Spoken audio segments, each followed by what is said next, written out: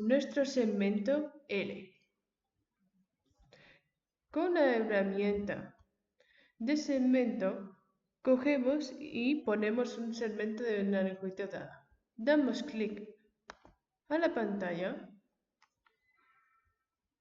y ponemos dicha longitud, porque el lado que tenemos, en este caso llamado NO, es igual a la longitud de L.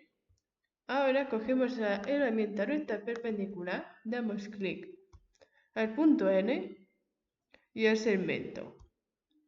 Y lo mismo hacemos con el punto O. Ahora cogemos la herramienta arco de circunferencia, damos clic a N, cuyo radio tendrá que ser M.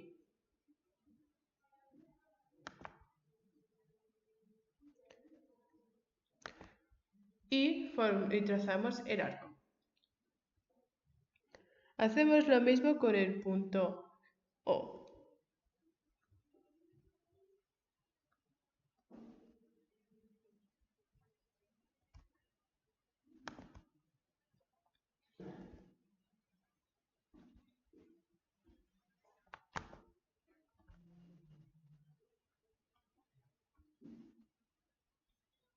Ahora con la herramienta de intersección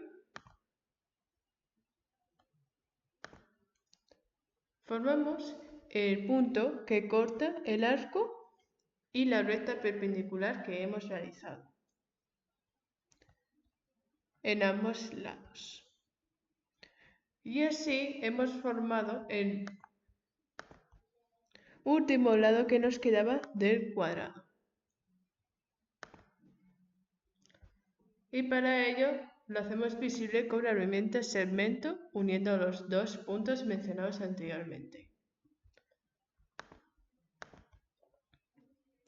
Y con la herramienta polígono formamos el cuadrado.